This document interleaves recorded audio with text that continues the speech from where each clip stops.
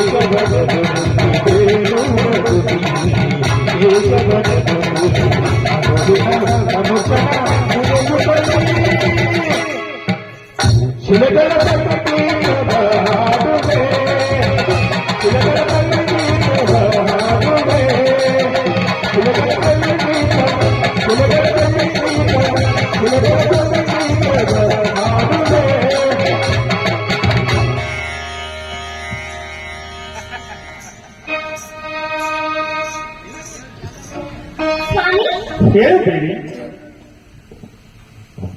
ಈತ ಕಡೆ ನಾರಾಯಣ ಬರುತ್ತಿದ್ದಾರೆ. ಯಾವುದಾದ್ರೂ ತೋರವಲ್ಲವೇ? ಹೌದು ಪಾರ್ವತಿ,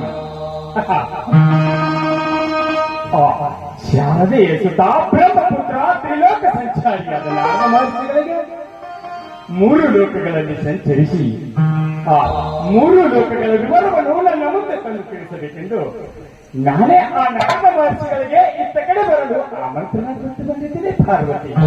ನಾರಾಯಣ ನಾರಾಯಣ ನಾರಾಯಣ ನಾರಾಯಣ. ಹಾ ದೇವಿ, ನೋಡಲಿ, ಆ ನಾರದ ಮಹರ್ಷಿಗಳು ಬಂದಂತೆ ಕಾಣಿಸುತ್ತದೆ ಅಲ್ಲವೇ ಪಾರ್ವತಿ?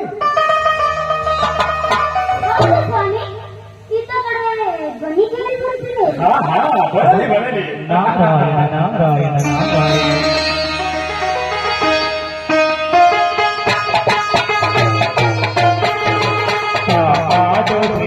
ಸತ್ಯ ನಾರಾಯಣ ಕಾಪಾಡು ಶ್ರೀ ಸತ್ಯ ನಾರಾಯಣ ನಾರಾಯಣ ಸತ್ಯ ನಾರಾಯಣ ನಾರಾಯಣ ಸತ್ಯ ನಾರಾಯಣ ಕಾಪಾಡು ಶ್ರೀ ಸತ್ಯ ನಾರಾಯಣ ಕಾಪಾಡು ಶ್ರೀ ಸತ್ಯ ನಾರಾಯಣ ನಾರಾಯಣ ಸತ್ಯ ನಾರಾಯಣ ನಾರಾಯಣ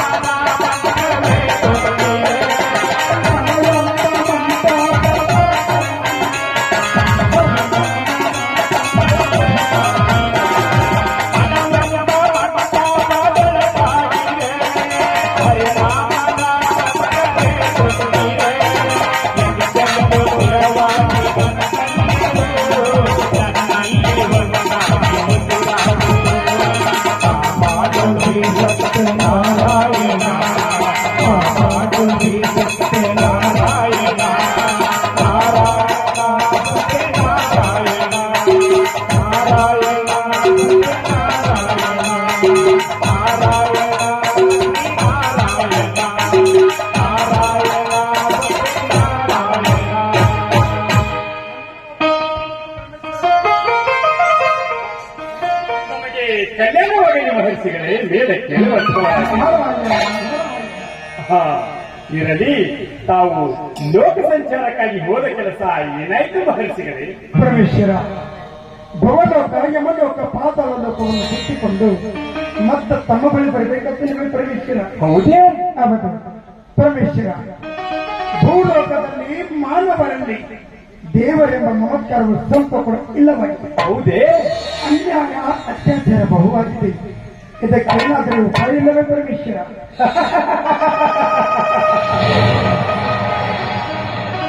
ನೋಡಿ ಮಹರ್ಷಿಗಳೇ, ಇದು ನನಗೆ ಮೊದಲೇ ಗೊತ್ತಿತ್ತು.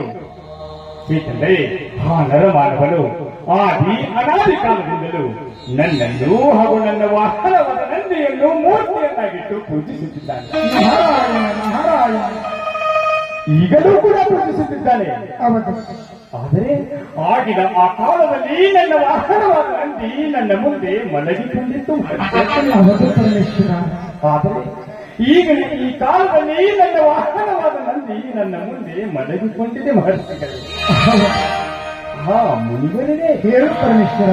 ನನ್ನ ವಾಹನವಾದ ನಂದಿ ಆಗಿನ ಆ ಕಾಲದಲ್ಲಿ ನನ್ನ ಮುಂದೆ ಏಕೆ ಎದ್ದು ನಿಂತಿತ್ತು ಮತ್ತು ಈಗಿನ ಈ ಕಾಲದಲ್ಲಿ ಏಕೆ ಮಲಗಿಕೊಂಡಿದೆ ಎಂಬುದು ತಮಗೆ ತಿಳಿದಿರಬಹುದಲ್ಲ? ಪರಮೇಶ್ವರ, ಮೂರು ಲೋಕವನ್ನು ಅರಿತುಕೊಂಡವರು ತಾವಿರುವಾಗಲೇ ಈ ವಿಷಯವನ್ನು ತಾವೇ ತಿಳಿಸಿಕೊಡಬೇಕೆಂದರೆ ಹಾಗಾದರೆ ಹೇಳುತ್ತೇನೆ ಕೇಳಿ ಮಹರ್ಷಿಗಳೇ. ಏನು ಪರಮೇಶ್ವರ? ನೋಡಿ ಮುನಿವರೇ, ಆಗಿನ ಆ ಕೃತಾಯುಗದಲ್ಲಿ ಪ್ರತಿಯೊಬ್ಬ ನರಮನುಷ್ಯನ ನರನಾರಿಗಳಲ್ಲಿ ಧರ್ಮ ತುಂಬಿಕೊಳ್ಳುತ್ತದೆ. ಹೌದು. ಅದಕ್ಕೋಸ್ಕರವಾಗಿ ದೇವಲೋಕದಿಂದ ಭೂಲೋಕಕ್ಕೆ, ಭೂಲೋಕದಿಂದ ದೇವಲೋಕಕ್ಕೆ ಹೋಗಿ ಬರುವ ಲಘು ಬಗೆಯಿಂದ ನನ್ನ ವಾಹನವಾದ ನಂದಿ ನನ್ನನ್ನೇ ಕಾಯುತ್ತಾ ನನ್ನ ಮುಂದೆ 4 ಕಾಲುಗಳ ಮೇಲೆ ಎದ್ದು ನಿಂತಿದೆ. ನಾರಾಯಣ ನಾರಾಯಣ. ತದನಂತರ ತ್ರೇತಾಯುಗದಲ್ಲಿ ಆ ನರಮಾನವನಲ್ಲಿ ಧರ್ಮ ಮತ್ತಷ್ಟು ನಶಿಸಿ ಹೋಯಿತು. ಹೌದು ಪರಮೇಶ್ವರ. ಅದನ್ನು ಕೂಡ ನೋಡಿ ಸಹಿಸಲಾಗದ ನನ್ನ ವಾಹನವಾದ ನಂದಿ ನನ್ನ ಮುಂದೆ 2 ಕಾಲುಗಳ ಮೇಲೆ ಎದ್ದು ನಿಂತಿತು. ಹೌದು ಪರಮೇಶ್ವರ. ತದನಂತರ ದ್ವಾಪರ ಯುಗದಲ್ಲಿ ಪ್ರತಿಯೊಬ್ಬ ನರಮನುಷ್ಯನ ನರನಾರಿಗಳಲ್ಲಿ ಅನ್ಯಾಯ ಅತ್ಯಾಚಾರವೇ ರುದ್ರ ನೃತ್ಯವಾದ ನಾರಾಯಣ ನಾರಾಯಣ. ಅದನ್ನು ಕೂಡ ನೋಡಿ ಸಹಿಸಲಾಗದ ನನ್ನ ವಾಹನವಾದ ನಂದಿ ನನ್ನ ಮುಂದೆ 2 ಕಾಲುಗಳ ಮೇಲೆ ಎದ್ದು ನಿಂತಿತ್ತು. ಹೌದು ಪರಮೇಶ್ವರ. ತದನಂತರ ಈಗಿನ ಈ ಕಲಿಯುಗದಲ್ಲಿ ಪ್ರತಿಯೊಬ್ಬ ನರಮನುಷ್ಯನ ನರನಾಡಿಗಳಲ್ಲಿ ಅನ್ಯಾಯ ಅತ್ಯಾಚಾರವೇ ರಕ್ತಗತವಾಗಿ ಬಿಟ್ಟಿವೆ. ಹೌದು. ಈಗಿನ ಈ ಕಲಿಯುಗದ ನರಮಾನವ ಯಾವ ರೀತಿಯಾಗಿ ಅನ್ಯಾಯ ಅತ್ಯಾಚಾರಗಳನ್ನು ಮಾಡುತ್ತಿದ್ದಾನೆಂದರೆ,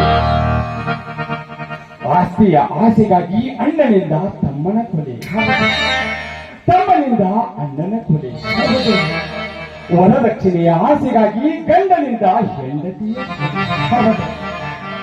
ಇನ್ನಿತರ ಕಾರಣಗಳಿಂದ ಹೆಂಡತಿಯಿಂದ ಗಂಡನ ಕೊಲೆ, ಇಂತಿಂತಹ ಘೋರವಾದ ಅನ್ಯಾಯ ಅತ್ಯಾಚಾರಗಳನ್ನೇ ಮಾಡುತ್ತಿದ್ದಾನೆ ಈಗಿನ ಈ ಕಲಿಯುಗದ ನರಮಾನವ. ನಾರಾಯಣ ನಾರಾಯಣ. ಅದಕ್ಕಾಗಿ ಇದನ್ನು ಕೂಡ ನೋಡಿ ಸಹಿಸಲಾಗದ ನನ್ನ ವಾಹನವಾದ ನಂದಿ ಈಗಿನ ಈ ಕಲಿಯುಗದಲ್ಲಿ ನನ್ನ ಮುಂದೆ ಒಂದೇ ಕಾಲಿನ ಮೇಲೆ ನಿಲ್ಲಲಾಗದೆ ಮಲಗಿಕೊಂಡಿದೆ ಮಹರ್ಷಿಗಳೇ. ಹೌದು ಪರಮೇಶ್ವರ. ಹಾ ಮುನಿವರೇ, ಹೇಳು ಪರಮೇಶ್ವರ. ಭೂಲೋಕದಲ್ಲಿರುವ ಪ್ರತಿಯೊಬ್ಬ ನರಮಾನವರು ಕಾಮ, ಕ್ರೋಧ, ಲೋಭ, ಮೋಹ, ಮದ, ಮತ್ಸರವೆಂಬ ಷಡ್ವರ್ಗಗಳ ದಾಸರಾಗಿ ಇಡೀ ಭೂಲೋಕದ ಸ್ವಾಸ್ಥ್ಯವನ್ನೇ ಹಾಳು ಮಾಡುತ್ತಿದ್ದಾರೆ. ನಾರಾಯಣ ನಾರಾಯಣ.